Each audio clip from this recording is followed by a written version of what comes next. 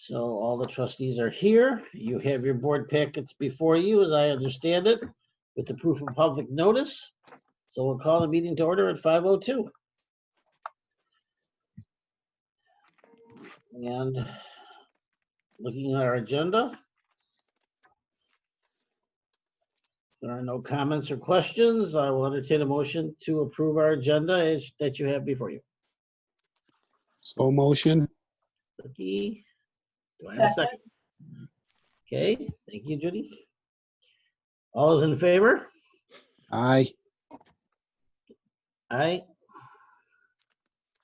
Any opposed? Thank you very much. And the minutes for our meeting of April 30th. Okay. I've reviewed them and I couldn't find anything. Is there anything to add? Any typos? Any comments?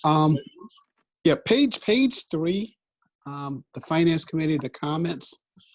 Can I change that? It says the school has had no direct financial, and I want to say maybe limited, because there was the impact of having to buy the additional Chromebooks or whatever, and I don't want to have no direct financial impact in our minutes.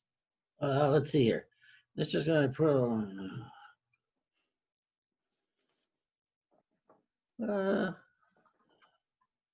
No adverse direct?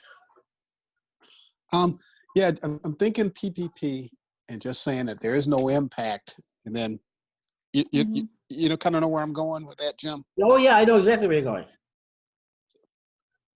So I was thinking maybe had limited direct financial impact at this time. Sure. That'll be fine, because as of that date, we were brand new. We didn't know what was happening. Yeah. Okay. Okay. So we'll change no to limited. Agreed, Rick. Thank you. Jim, Yes? sorry to interrupt, but I was just doing another roll call here of our participants. Are we missing Mary? Oh, we are missing Mary. Yes, but I guess I went ahead because we had a quorum. I was just wondering, I could reach out to her. Not a bad idea. You know, I don't think this is off base. When I talked to her, she said she thought she was having trouble last time. And I said, no, we could see you. And she was involved. And she said she had everything straightened out. So Okay, well, I didn't mean to interrupt. I'll message her right now. Go right ahead and we'll continue. Any other comments on that portion or any other portion, trustees?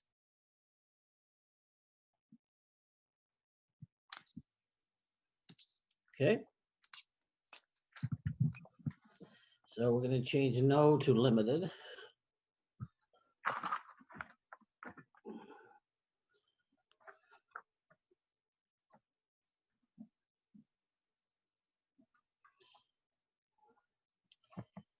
Then I will entertain a motion to approve the minutes with that correction. So I can motion. make a motion. I can second. Okay, Ricky, motion, second by Amy. All those in favor? Aye. Any opposed? Thank you very much. Were you able to reach her? Were you able to reach Mary? I just sent her 2 messages, no response yet.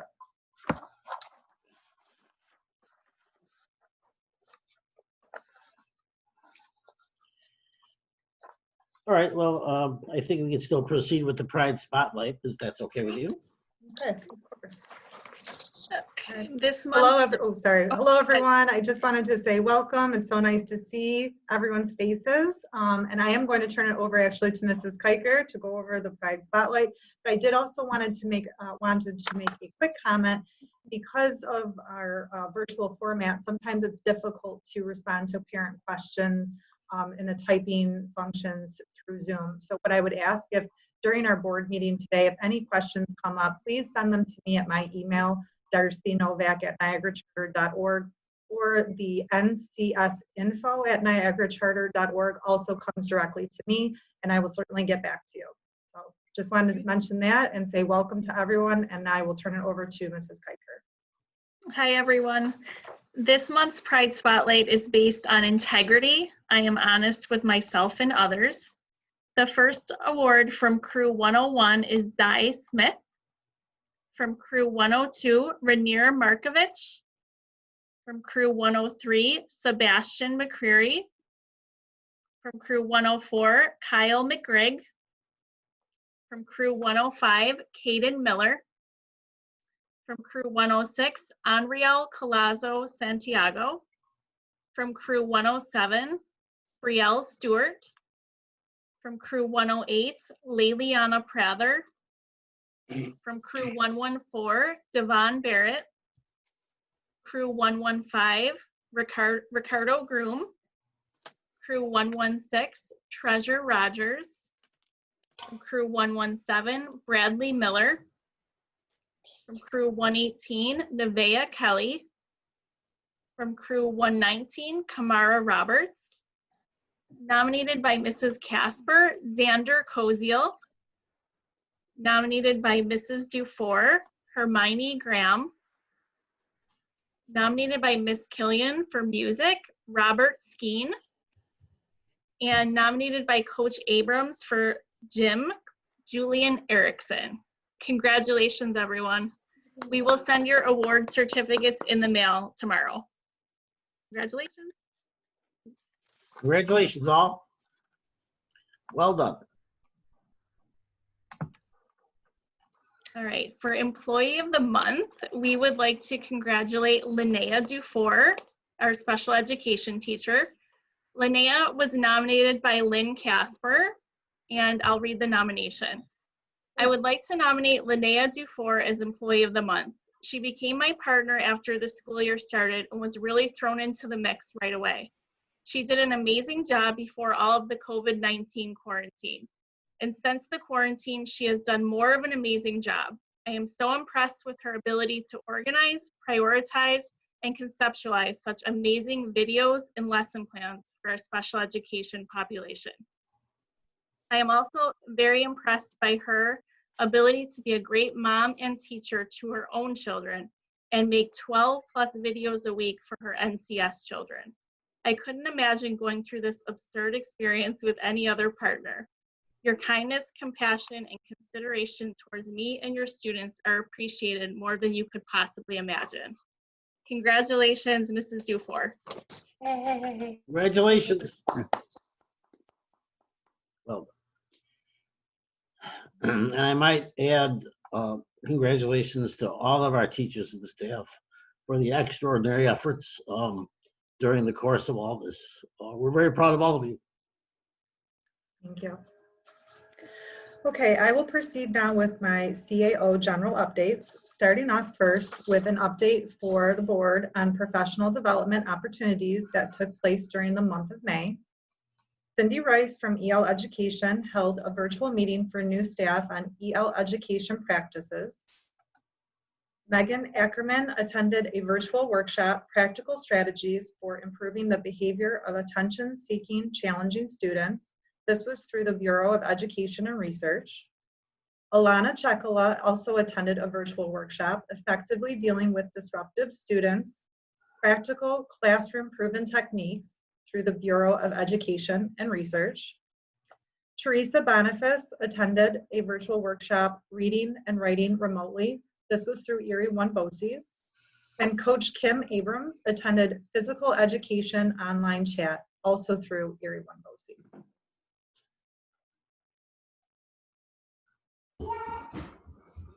Additional updates for the board. I would like if the trustees could please mark your calendars. We have some events that we are announcing in terms of our graduation. So even though we are not together, we will continue to celebrate and honor our 6th grade students who are graduating and leaving NCS to move into their prep school years. And also honoring our kindergarten students who are celebrating their first year of school and moving into their new role as 1st grade students. So I would like you to mark your calendars for 2 dates, June 17th and June 18th. June 17th is the kindergarten graduation. That will be held here at NCS. It's scheduled for 11 to 1. And this is going to be held in 6th grade. I'll speak to in a minute, is the exact same. We are going to have drive-through graduations. So we will have a celebration lining the driveway and surrounding the back of the building with music playing and signs of celebration and an opportunity for the cars to pull in a organized fashion so students can receive their awards, their moving up or graduation certificates. We have a lot of creative ideas, all adhering to social distancing and safety guidelines, but we want to make sure that these students are definitely feeling honored and connected to NCS still, even during this time. So June 17th from 11 to 1, that's for the kindergarten group. And then June 18th is for 6th grade graduation. Same for 6th grade, drive-through style. We will try to make it as special as we possibly can for all of our students, and really add our own creative flair to our, we're very fortunate that we do have such a long driveway and a good sized property here at NCS. So that way we can really space out and kind of just do this drive-through celebration, maybe different stopping points. And so we're still creating and planning and drafting, but more information to come on that. And we're very excited. So if trustees are able to join us, we would appreciate that on those dates. Same time, Darcy, 11 to 1? Correct, Ricky. Both are 11 to 1.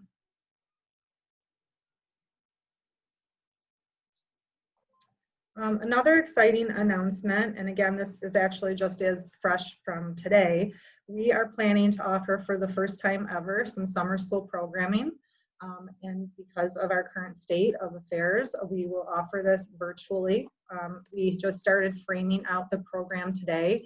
What that means was step 1 was eliciting the support of the teachers and instructional staff of NCS to see who was interested in running a 5-week virtual ELA and math focused virtual summer school. I'm very happy that within the first hour of putting out interest, I heard from 5 staff members already who are very eager. So my first step is to give a few more days and see who else is willing to help us support this program. And then my next step will be getting information out to families. So hopefully more information to come by early next week on that. But we're very excited to offer an opportunity to our families because we know that in this challenging time, while we've done a fantastic job and really worked very hard to stay connected, we know that there are still some gaps. And so in order to, try to support students and continue on our learning, even in the summer months, and now we have our Chromebooks out in the hands of our students and families, we're very excited for this opportunity. Now, is the summer school going to be contingent on getting a certain number of people committing to participate, or? So the thing that would be contingent would be the number of students I feel like we can open it up to. I would love to have a K-6 and be able to open it up to all the students. And even though it's virtual, I still do have to be somewhat mindful of a caseload per educator because they still will obviously be, grading assignments and giving feedback and meeting with students in small groups and individually. But I'm hoping to have enough staff interest that we'll be able to offer a good chunk of our students this opportunity, especially in grades 1 through 5th right now, we're really looking at. Last board meeting, there was a question about next school year and what that could look like if there were any plans or any information. I wanted to thank Amy DiMaggio for sharing with us from Tapestry Charter what their preliminary plan looks like. That was very helpful. And prior to the start of this meeting tonight, Jill and myself were on a webinar conference call with the State Ed Department, and they mentioned re-entry plans. They told us as of tonight that these re-entry plans will be due in June. And so within the next week or two, there should be more guidance for us to consider as we plan for re-entry. There are key takeaways I wrote from this part of the webinar were the phrases flexibility in thinking and multiple scenarios. So they are encouraging us as charter schools to be innovative as we always are and creative, but to think ahead as to what every scenario could possibly mean and look like and have a a couple different plans. Are you talking reentry for, I'm sorry to interrupt, reentry for the fall or reentry for the remainder of the school year? No, reentry for the fall, reentry Okay. for the fall. And so flexibility in thinking, multiple scenarios, talking to other schools, which we've been doing. And again, thank you to Amy as one of those schools. And then more guidance. So like I said, I can't believe May went by as fast as it did. But they said within the next week or two, we should have some more guidance from the state on what those plans will look like. I will be very transparent with the trustees and staff of NCS. One of my top concerns, and I am reaching out to Mike Dowd over at Niagara Coach Lines. One of my top concerns has to do with transportation, being that we have the majority of our students who access Niagara Charter School via Niagara Coach Lines transportation. So one of my first thoughts is that we need to have that conversation, because for those who are on this call now, if you're not familiar, Niagara Coach Lines not only transports Niagara Charter School students, they also transfer the students of the Niagara Falls City School District. So we'll have to work collaboratively to see what plans the district may or may not have shared with them, and see what that might mean for our school. So that's on my list of things to do this week, and make contact with Mike and come up with a plan for transportation. Some of the other things that have been mentioned, again, nothing has been codified, were things like students eating lunches in their classrooms versus eating in the cafeteria and congregating in larger numbers. Specials coming to your classrooms for music and art versus students transitioning through the hallways to head to another room.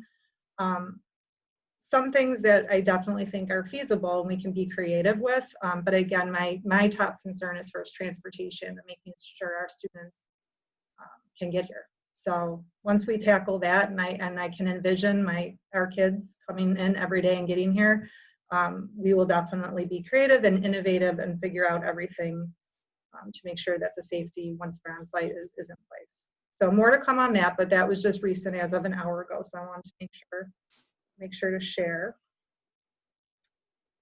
I think that's everything I had in terms of my general updates. So graduation ceremonies, virtual summer school, re-entry plans.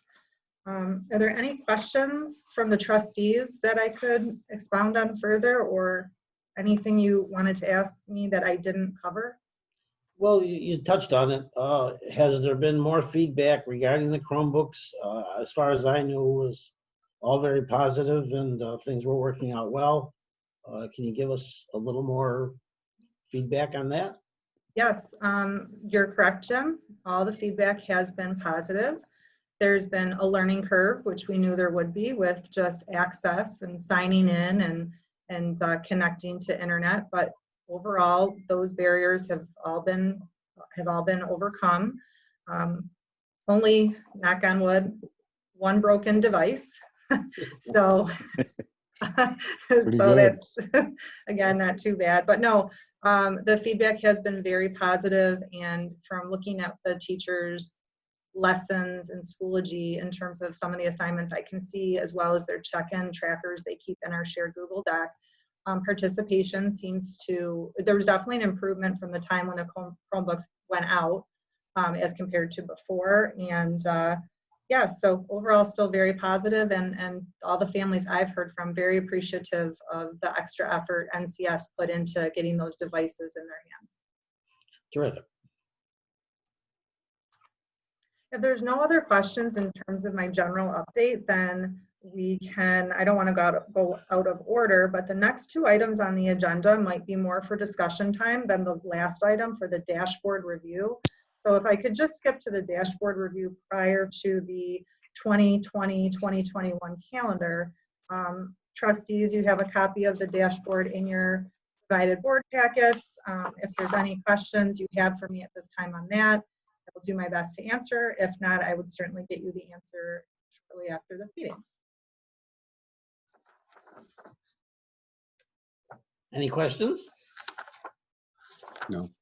I think we're good. Okay. All right, so then I'd like to resume the order of the agenda and go back up to revised draft 2020-2021 calendar. I mentioned at the last board meeting that we were going to consider, after some conversation with the charter school office, we were going to reconsider our calendar that I believe was approved via virtually in April, where we were looking at mirroring the Niagara Falls City School District calendar a little bit closer. And of course, that was pre-COVID-19. And because of COVID-19 and the change to our instructional calendar this year, and of course, as we know, students haven't been on site since March 16th, or March 13th was their last day. That sparked the conversation, and those webinars I mentioned that we attend weekly, a lot of conversation was coming up about instructional calendars, what that looks like from March forward. And in one of those webinars, David Frank had mentioned that his office, the CSO, had received several requests for modifications to their school calendar, meaning shortening the calendar. And he made a comment that he had denied quite a few of those because, again, loss of instructional time and actually not knowing now what the future in the fall might bring for us. So with that notion, we did have a call with Sue Gibbons, and then I did speak to David Frank. And while he said, of course, as our authorizers, they could never deny us handing in something for their consideration. However, they absolutely could deny such a request, because what he did say was this was not the best time to make changes to our calendar. So with that in mind, we revised, the 2021 calendar, which reflects the calendar that the trustees received. That copy, I should say, is in your board packet. And what this would mean is that this is the 2021 calendar, the calendar that was previously approved in early April, I think it was, by the board, that closely mirrors the district in terms of length of our school year. That will go into section 4 of the revisions of the charter school application that we're submitting on August 14th. So that change would take effect the following school year, 2021-22, which would also be the first year of our 5-year charter.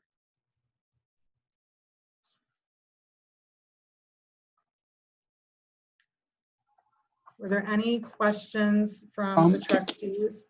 Yeah, can you repeat what you just said about the calendars? We got the one here and the one that you say for the 2021-2022. What's the difference between the two? So there's a difference of, well, if you'll notice in the calendar that you received, we have teachers returning August 17th and students returning on the 24th. So this calendar, Ricky, that was in the packet aligns with the number of days, just like our current school year. Okay. Okay.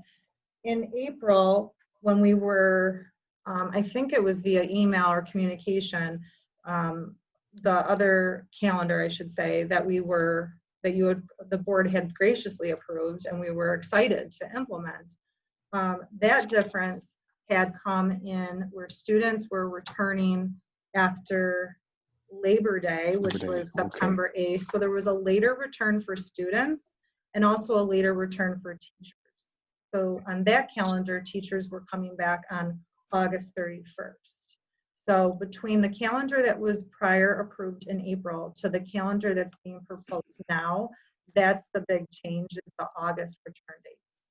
And so we're just pushing that back a year. We're going to delay that proposed calendar. That's correct. So this is not going away, or, because again, we were very, very appreciative of the board supporting the staff of NCS and supporting this change.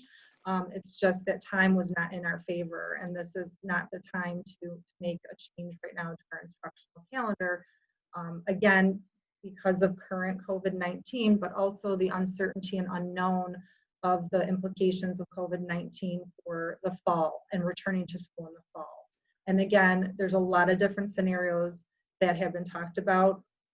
One of those being students not returning at all in the fall and virtual learning continuing.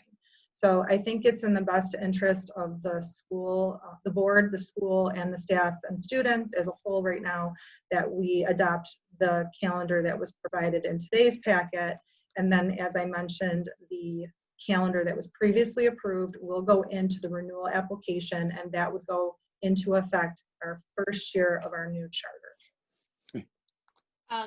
I just wanted to make a comment that, you know, we've had a lot of talk at our school as well about the loss of instructional time.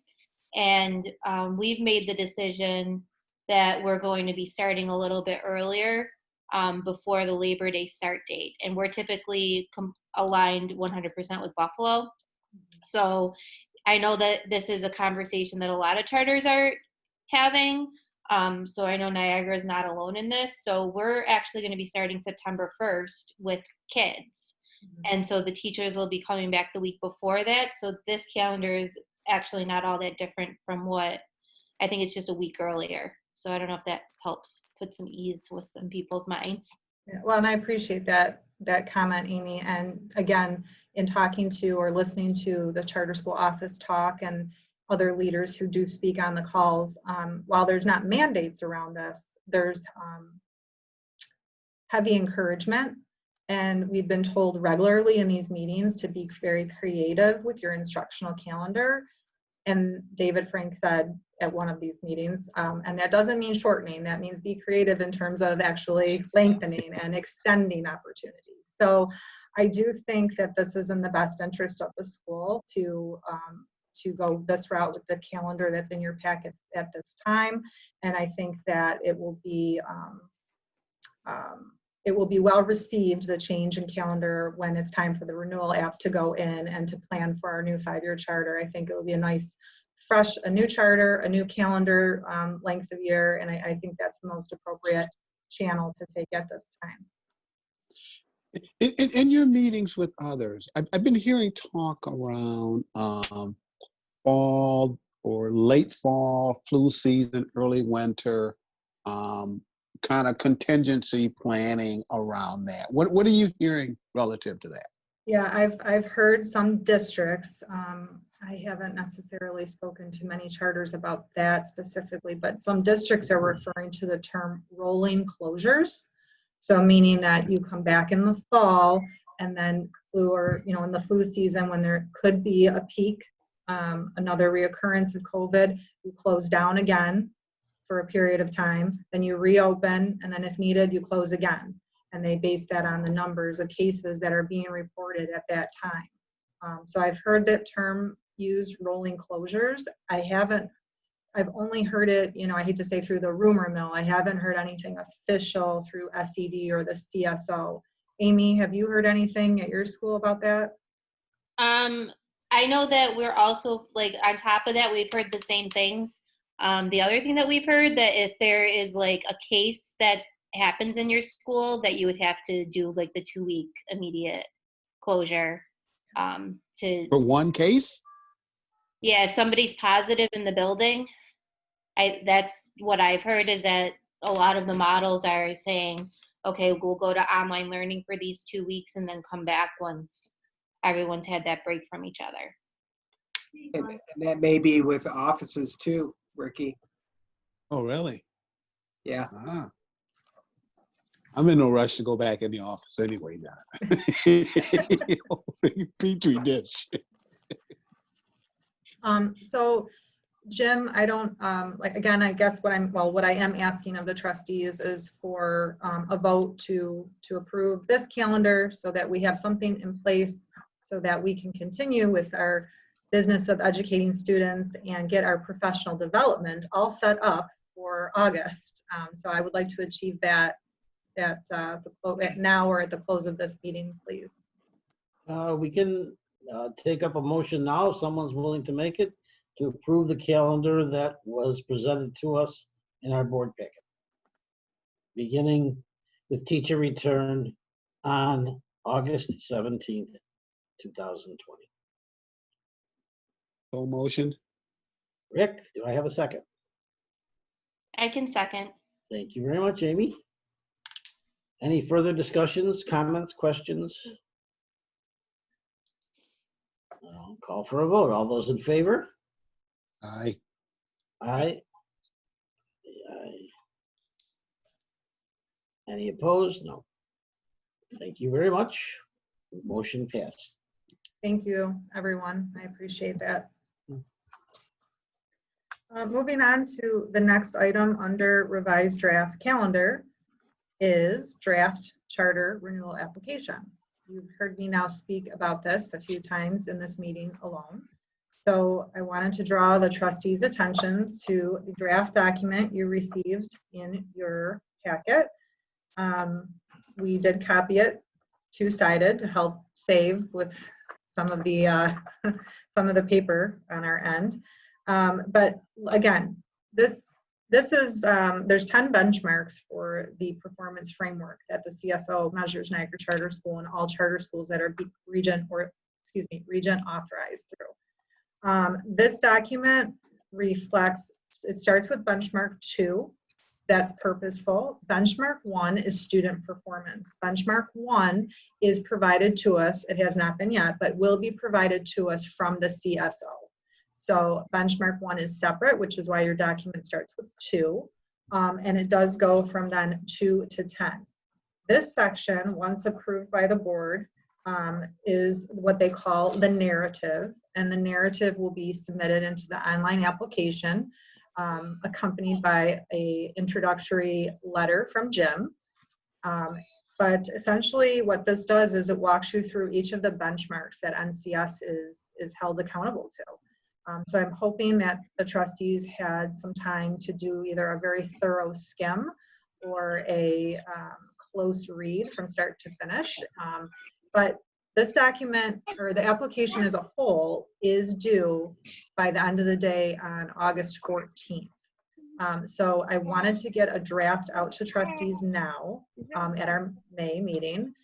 That way, if we need to revisit in June, if we need to revisit in July, we have some time. I didn't want to leave this until the 11th hour, for lack of a better term. So I don't know, Jim, in which fashion you'd like to tackle this document. Jill is next door with 2 computers set up, one for taking minutes for the board meeting and one for taking some modification, updates and edits to the renewal app.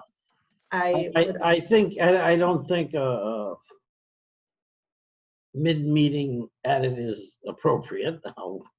But I certainly think if any trustees wish to modify anything that's in here, we're more than happy to discuss it at this meeting. Then that should be submitted in writing to everyone before we consider it. Obviously, the Finance Committee needs to meet because we've got some work to do. But short of that, I think it's a very thorough and comprehensive document. I did have a chance to go through it thoroughly.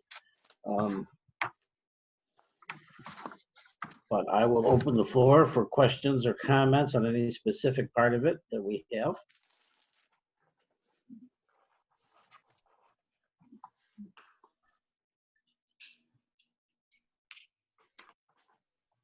Does anybody have any preference for tabling the approval of the completed sections, or would you rather discuss it and vote on that part now? Darcy, I have a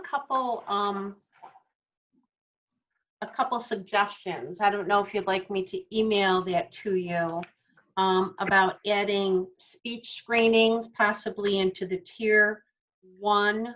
What page are you referring to? They're not numbered. Oh, they're right. not numbered. No. Sorry about I'm that. sorry. I What know. section? What section? I'm sorry. Let's see. All right, let's start at the beginning. 1, 2, 3, 4, 5. Turn 5 pages. It's under section 4, supports for diverse learners. Yeah. Okay. And I was wondering, turn one more page under section B when it talks about tier 1 services. Oh. I wondered if you wanted to put speech screenings, because we do that on all new students. We do that on kindergartners and any other students that come to our school in any of the other grades, and that's just offered to everybody. I noticed that you do have that on another page later on in the document towards the end, but I thought it would be, I don't know, what are your thoughts on that? Yeah, that's absolutely, that's more than appropriate. Yeah, we can add that there. I like that. Okay. I think I did send you guys some revisions. I don't know if you want me to mention any of them or. Please Amy was very thorough. Please do, Amy. Go ahead, Amy. So I just wanted, like, I wasn't sure about like the consistency of how we're naming the school in the document, because I noticed that I think that it floats between either like calling it Niagara Charter School or NCS or the school, and I didn't know if there needed to be like one phrasing to use throughout. So I just kind of we decided on going with the school, with Yeah. school being capitalized, because I feel like we've seen that in our prior charters. Okay. And then there was another note in here. I can't remember what page it was on, but instead of the ANET or the Acuity? yeah, acuity was mentioned in the document. So I just Yes, wanted we took that out today. but you know, I just like, this is very comprehensive. It gives a very clear picture of what Niagara Charter School does on a day-to-day basis. It's very well written, and like, I just want to say thank you for you both to put in such this effort. I know what it takes to write this, and you know, it's very commendable. Well, thank you. And I really want to give a shout out and accolade to Mrs. Kiker, because this has been, while I was navigating Chromebooks and all other kind of COVID-19 projects, and I could only dabble in the application here or there, Jill, and then also Sherry, input from Sherry on the document. And so thank you to them as well. And thank you, Amy, for your comments. I appreciate your review of it. As far as editing is concerned, if you click to the very last page and turn 4 pages, talking about the retention efforts include but are not limited to, there's a section there that's repeated. You see those bullet points? Yes. 1, 2, 3, So 4, because our retention efforts do mirror our recruitment, some of them are. You're on page. You're under number 4, describe in detail the recruitment strategies. Is that where you're at, Lynn? Yes, and if you go to the next page. Oh, I see where there's double. I got it. Okay, Yeah, I see. I'm sorry. That's repeated. And if you go to the next page under 6, did you want to repeat that as well? No, you know this.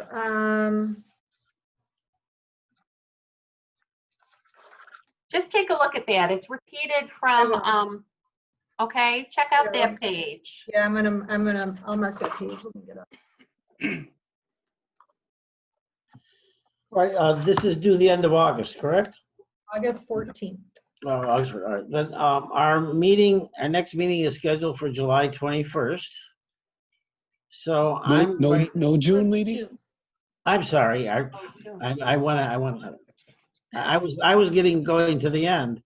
Sorry. No, I meant the last day we could do it. Oh, So, okay. but you're right.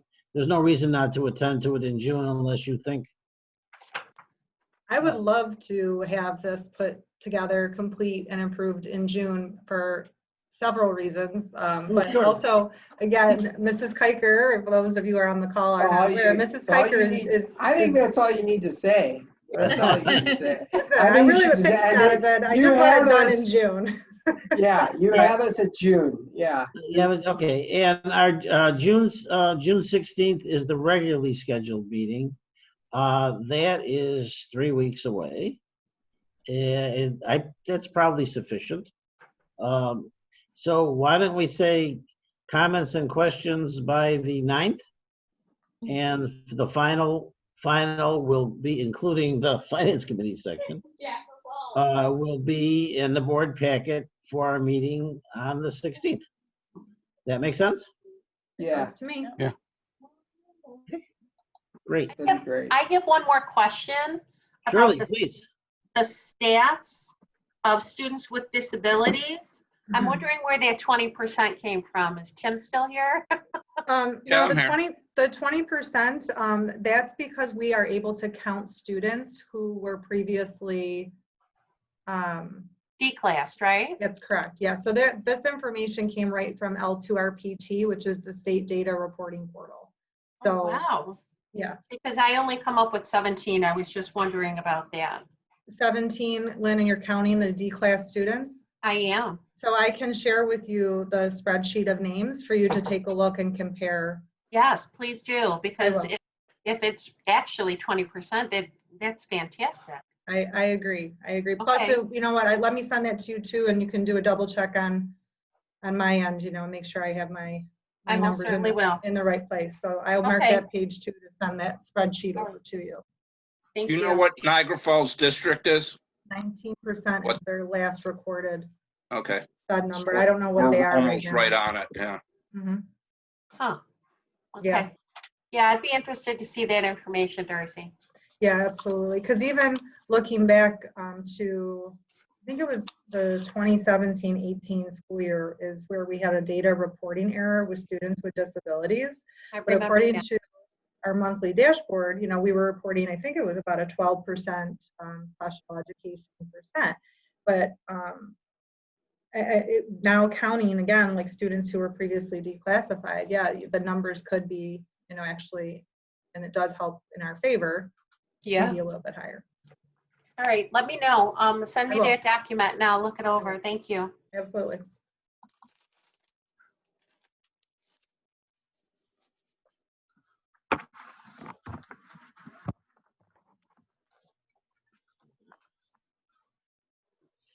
Any other comments or questions on the renewal proposal? Okay, thank you very much for all your hard work in getting that together, and we'll wrap it up next month. Very good. Thank you, everyone. I appreciate your input and your help. And that concludes, I think, all of the bullet points under my name for this month, I think.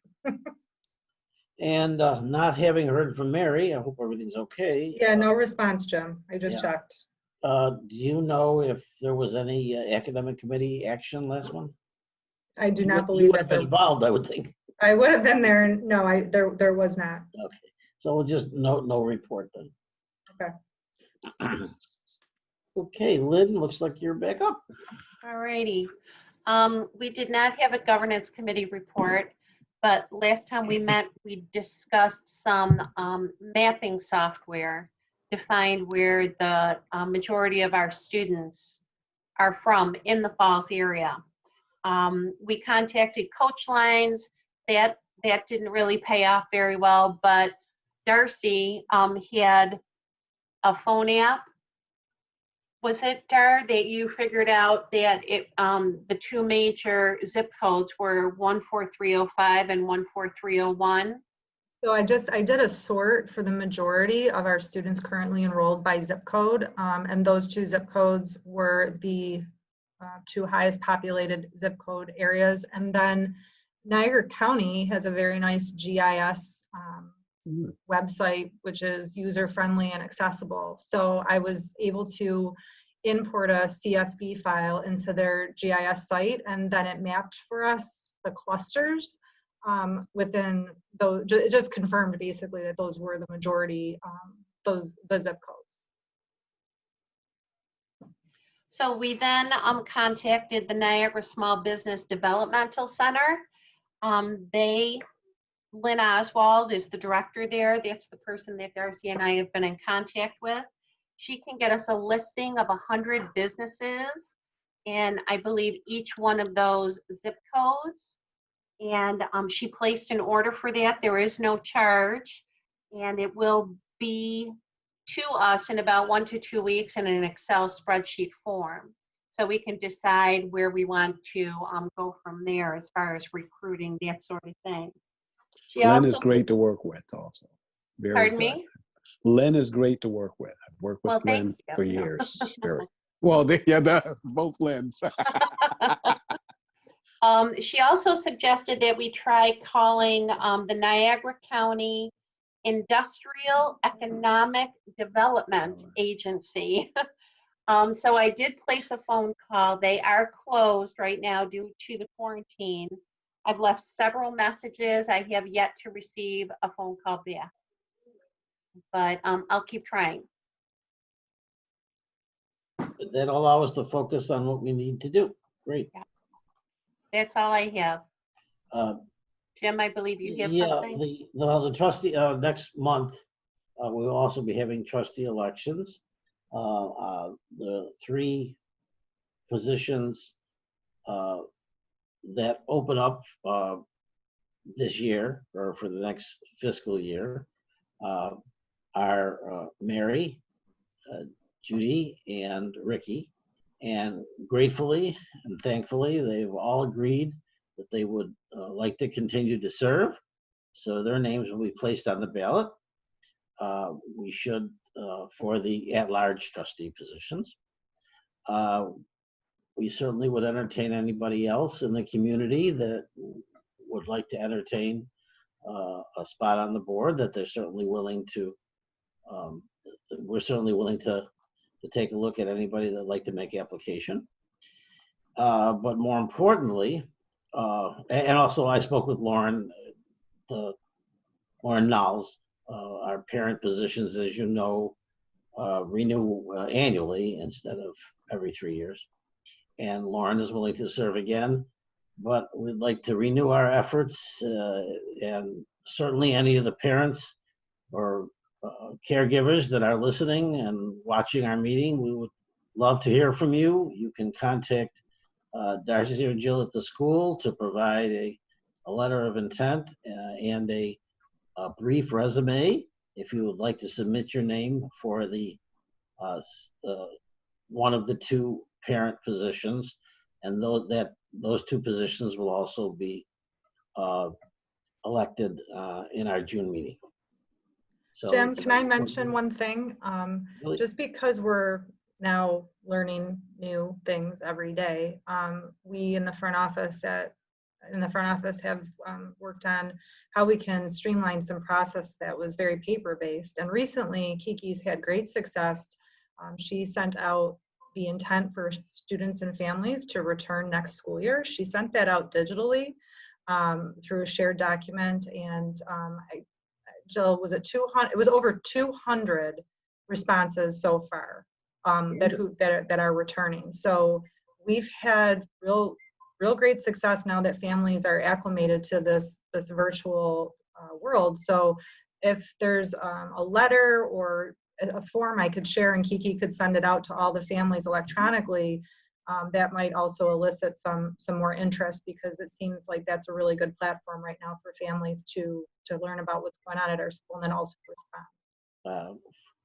Great. We'll work up a notice for the election of parent trustee and get that out very quickly. Great idea. Thank you. Any other questions or comments regarding the trustee elections? Okay. Ricky, we're ready for you. Okay. The only thing really for the finance committee is that at our last meeting, we talked about the payroll protection program, is commonly known as the PPP. And that was a segment of the CARES Act, kind of a stimulus program. And it was brought up, and we reached out to the board and say, should we apply for this? And the board was in agreement that we should pursue the application. And thanks to the hard work of Tim, that the application went forth with our bank, M&T, and we were approved for $530,087 under the program. The program is really designed to help support businesses through this whole coronavirus issue, and it's really a job support where that based on your payroll over an 8-week period, that you can get funding for that. And the great thing about it is the funding, it's deemed a loan, but it's totally potentially forgivable. So the loan in essence becomes a grant as long as the funds are basically used to support keeping our staff employed. So it was kind of like free money that I think that, it will help us offset some of the other costs that we are anticipating, seeing that some of the new things as we go forward and we're looking at, what's going to be required from a facility standpoint. Do we have to enhance that? Things like adding the Chromebooks and some of the variables that we don't know yet as far as what's going to be required when it's return to school time. And I do anticipate that there are going to be some additional requirements placed on everyone just to get everyone back into the building. So, that was successful. We were approved for it. So we wanted to share that with the entire board. Jim or Tim, anything you want to add? I want to add my thanks to Tim for doing all the heavy lifting and getting everything together and getting us, and just the challenge of getting onto the website was a major accomplishment. And Ricky, I know you're aware of all that. So anyway, if anybody was involved in that at all, you'll know how diligent you had to be in order to accomplish this.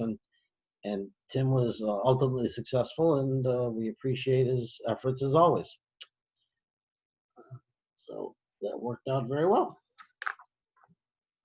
As far as I know, there's no unfinished business. Ricky, anything more for the financial report or next? I have nothing further from financials. Yeah, our year end is coming up. We're on budget. We review the monthly reports internally, and everything is on budget. We have no significant financial differences that can't be worked out. And so as of June 30th, we'll provide a final quarterly report for our fiscal year ending June 30th. If I could make a comment, Jim. Please do. Yeah, we're good for this year. Next board meeting will present a potentially amended budget for this year because of the, some of the changes, just to clean up the lines that we usually do each year. And one of the things I mentioned to Darcy and Jill and Sherry is to go ahead and buy their instructional material for next year, because we have a surplus this year. We could charge it to this year. Next year, we're going to be taking a hit on the revenue because of the cut in the state aid. I think we got hit about 5%. It's going to work out to be about 125 to 130,000. So the more we shift into this year, that'll relieve the budget next year. Are you okay with that? Oh, yes, we want to manage that, of course. Yeah. Okay. Hey, Tim? Yeah. Are they pretty set on the limit of that cut from the state side? Or are they still monkeying around with what that number looks like? I got the feeling, and Darcy, I think you were the one who forwarded the link, because we're waiting for it at the end of May. And according to what we got is they set the what's called the AOE, or what's known commonly as the basic tuition. And it was roughly about a 5 to 5.5% cut. So I got the actual number and I just projected out based upon Niagara Falls. So we'll start constructing the budget. We'll take a look. It's not anything that's a major hit for us, so we can definitely absorb it, especially if we spend some of the things that we'd normally spend next year now, then we won't have to dip into reserves. Right, and that's another reason why we applied for the payroll protection loan, because we knew we were going to get a hit, and hopefully that's all it is. Yep. Any other questions or comments on financial matters? Terrific. There's no unfinished business, and there's no additional new business that we didn't already attend to. So I'll thank everybody for a very informative and helpful meeting, and entertain a motion to adjourn. I need somebody to raise their hand. So motion. Amy got it. And I'll Ricky second it. second. All those in favor? Aye. Any opposed? Thank you all, and hopefully next month we can see each other in person. Take care, Everybody everybody. stay Stay safe. Everyone safe. take care. Be nice. Bye-bye. Thank you. Bye. Bye, everyone. Bye.